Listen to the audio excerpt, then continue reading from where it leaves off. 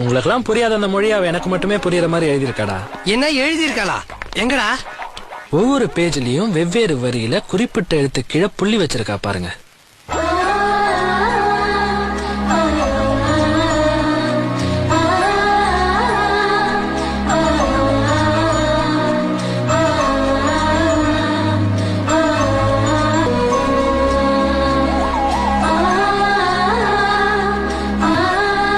அவ பேர் அஞ்சலி.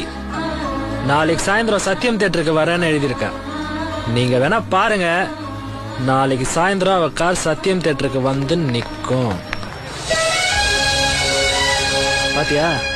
அவ கார் 7777 பேர் அவ எப்படி வித்தியாசமா சொன்னாலோ அதே மாதிரி நானும் என் பேரை சொல்ல போறேன். எப்படி சினிமா டிக்கெட்ல புள்ளி வச்சா?